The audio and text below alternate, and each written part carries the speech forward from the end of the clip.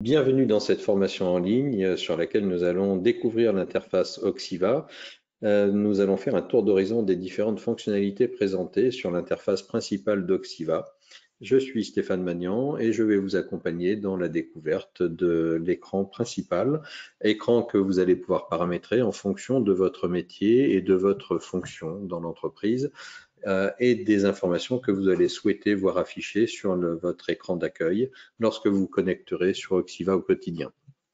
Oxiva est détaillé en trois grandes principales zones. Ces trois grandes principales zones, on les découvre sous la forme ici d'OxyJet. Donc les OxyJet en fait sont des zones paramétrables, activables ou désactivables et que vous pouvez mettre en forme en fonction de ce que vous souhaitez. Donc on voit ici que nous affichons un agenda, des alertes relatives à CreditSafe, les activités, les affaires en cours, les actualités, les favoris, la météo.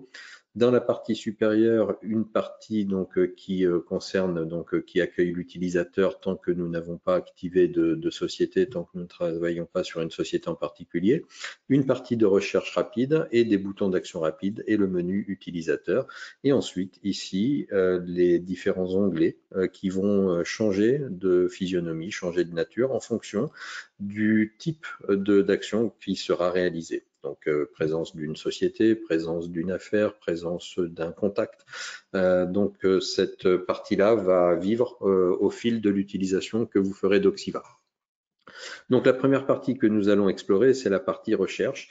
Donc, cette partie recherche, en fait, c'est une recherche alphanumérique dans laquelle vous allez pouvoir commencer à saisir de l'information. À partir du troisième caractère qui est saisi, eh bien, on peut découvrir les premières réponses qui sont faites. Et les premières réponses que Oxiva va renvoyer sont des réponses qui sont liées et à l'entreprise. Donc, on voit la symbolique ici d'un bâtiment, donc qui symbolise une entreprise, et des petits bonhommes ici qui symbolisent des personnes physiques. Donc, en général, les réponses qui sont apportées ici sont les contacts dans l'entreprise et l'entreprise par elle-même. Donc, on voit que en tapant ici Vic pour découvrir Victory, tout simplement, nous avons deux personnes qui sont référencées au sein de Victory, Renaud Salvignac et Stéphane Magnan. Et si j'affine ma recherche en allant un tout petit peu plus loin, eh bien, je vois que Victory est encadré par deux trémas. Et ces deux trémas, en fait, nous indiquent tout simplement que Oxiva a trouvé une correspondance parfaite entre la recherche qui est effectuée et une correspondance dans la base de données en nom de société. Donc, tout simplement, si je suis OK, je peux faire soit entrée, et donc la société va être dans ce cas-là sélectionnée. Et je vais accéder directement à la fiche société correspondante. Et on voit que le bienvenu Stéphane Magnan qui était affiché précédemment est remplacé désormais par un système de navigation rapide qui me permet de remonter et de naviguer. C'est un système d'arborescence qui va s'enrichir au fil des navigations et plus je vais descendre finalement dans la fiche société ou dans les contacts, eh bien plus cette zone-là va venir s'enrichir. C'est un système d'arborescence un peu simplifié qui permet de naviguer rapidement également et de remonter de niveau en fonction de ce que l'on souhaite faire. Alors je reviens, puisque notre thématique c'est l'écran et l'interface principale d'Oxiva. Donc, je reviens ici sur mon interface.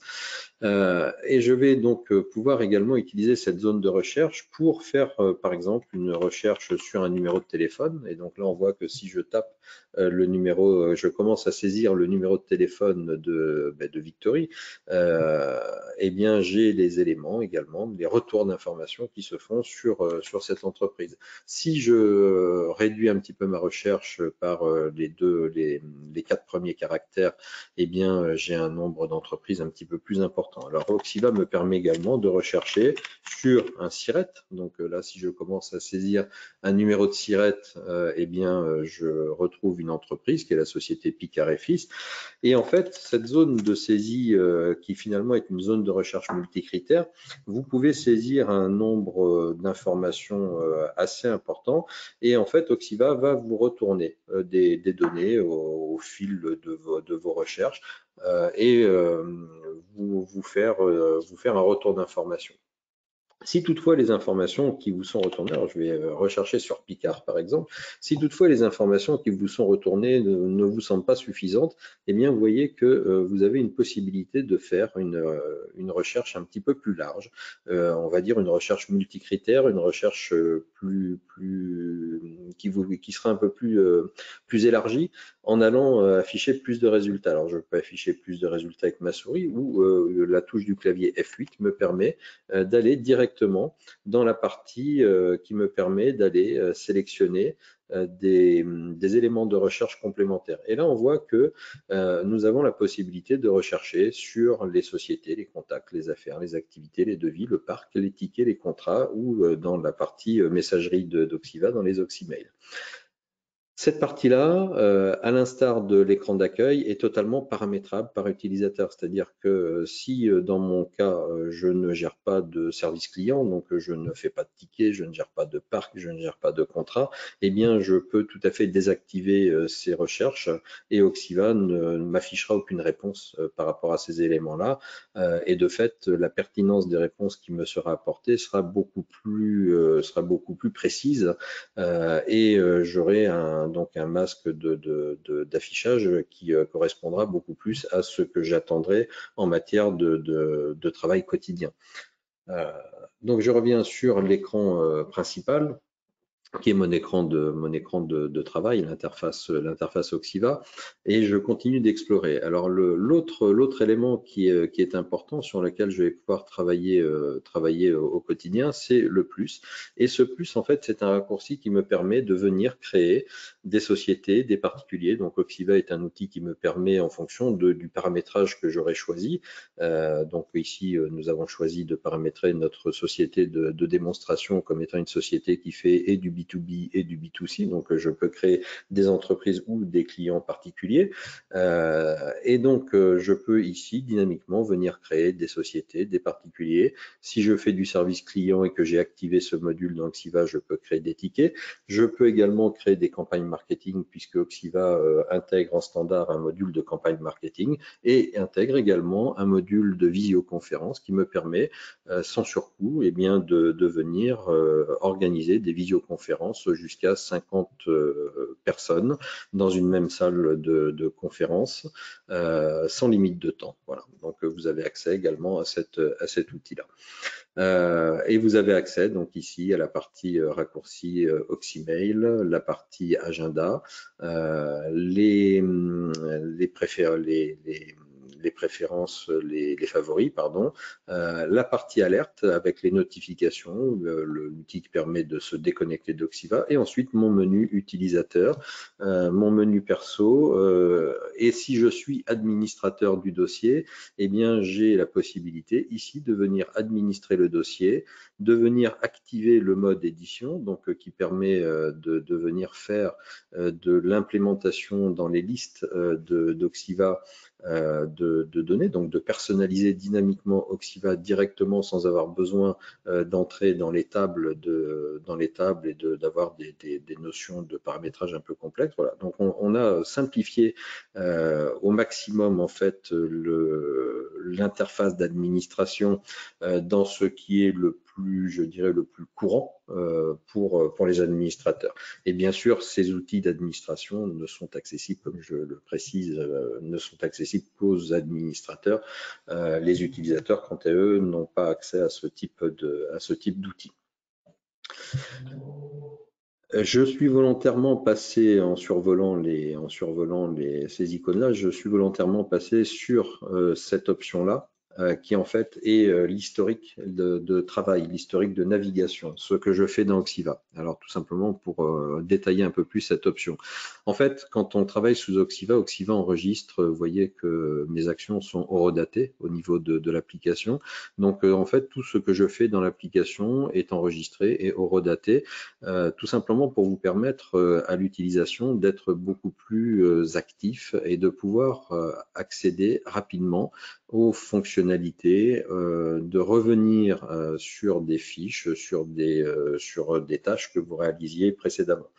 L'idée, quand on travaille en fait quotidiennement sur un outil tel qu'un outil de gestion de relations clients tel qu'Oxiva, eh bien, on sait tous que on est sur une tâche au quotidien et que dans l'exécution de nos tâches, eh bien, on peut tout à fait être appelé au téléphone par un client, on doit répondre à un mail. Voilà, nous avons tous des sollicitations qui font qu'on doit interrompre une tâche pour passer sur une autre et revenir sur la tâche sur laquelle nous étions.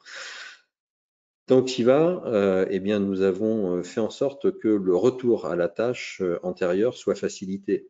Et donc, le fait d'enregistrer et de donner accès finalement à l'historisation des tâches, eh bien, va me permettre ici de retourner à la tâche sur laquelle j'étais il y a 5 minutes, 10 minutes ou hier, hein, sans aucune difficulté, puisque je peux revenir à mes tâches ici, voire afficher tout l'historique si je veux revenir beaucoup plus loin. Par un simple clic, eh bien, ça me permet de réouvrir les éléments sur lesquels j'étais. Alors là, j'ai rouvert une fiche société, mais je pourrais revenir sur une tâche directement et ouvrir, vous voyez, l'activité et revenir sur une activité à proprement parler, tout simplement pour venir finaliser. Là, j'étais en train de saisir une note qui consistait à rappeler un client pour planifier une formation. Eh bien, je peux venir finaliser la saisie sur laquelle j'étais en train de travailler et enregistrer mon travail.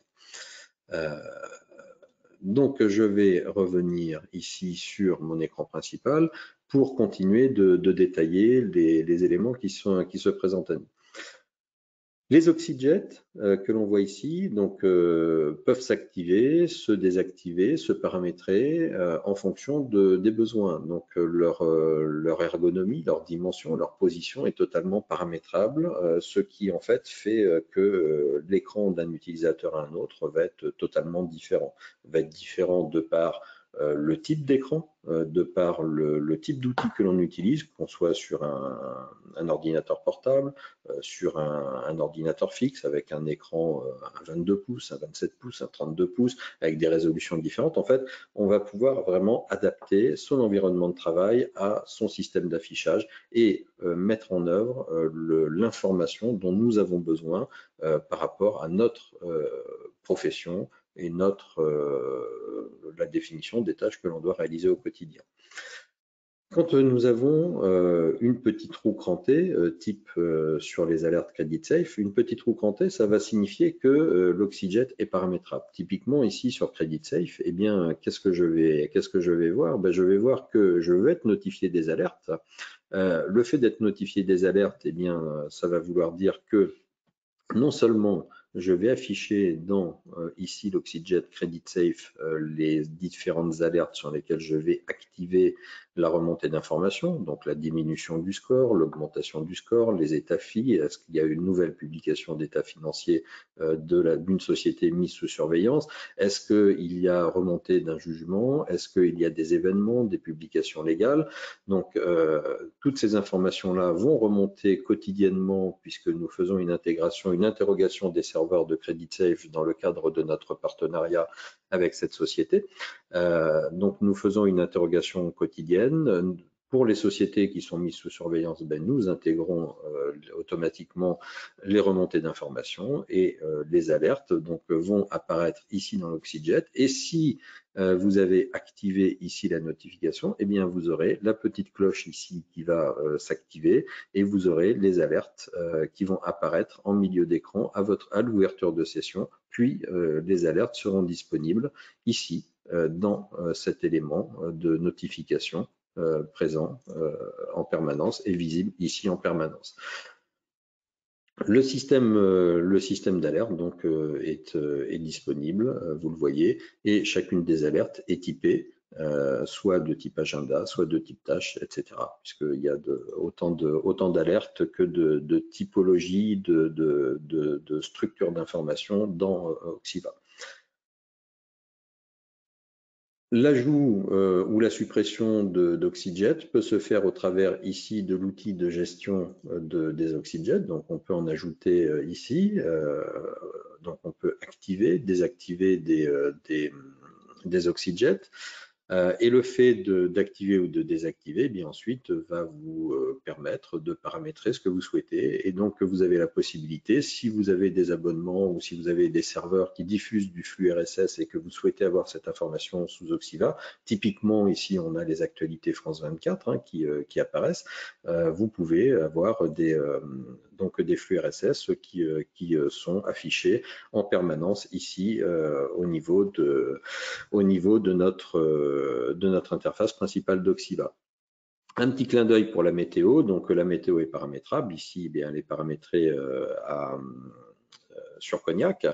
Et le petit clin d'œil, c'est que c'est réellement la météo en temps réel. Eh bien, quand j'ai démarré la formation tout à l'heure, la pluie tombait, elle s'est arrêtée. Eh bien, on voit que dans l'Oxyjet, la pluie en début de vidéo de mémoire était présente sur l'Oxyjet et la pluie s'est arrêtée puisque le ciel semble se dégager au-dessus de notre tête.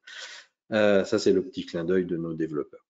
Dernier point sur cette interface, eh bien c'est la partie ici des onglets, et dans nos onglets principaux, lorsque nous sommes sur l'écran d'accueil d'Oxiva, eh bien on a un accès rapide à la partie recherche, donc que l'on a vu tout à l'heure, donc accessible soit par la recherche rapide, soit ici en initiant une recherche. Hein. Si je refais ici un début de recherche sur la société Picard, comme je l'ai fait tout à l'heure, je retrouve mes informations, mais je peux aller un tout petit peu plus loin dans mon module de recherche en venant affiner ici au niveau du filtre. Si j'ai un nombre important de retours d'informations, eh bien je peux demander à Oxiva de filtrer dynamiquement l'information. Et moi, ce qui m'intéresse ici, dans les éléments relatifs à l'information que j'ai sélectionnée, eh bien je veux aller sélectionner tout ce qui contient norme pour aller chercher tous les éléments relatifs à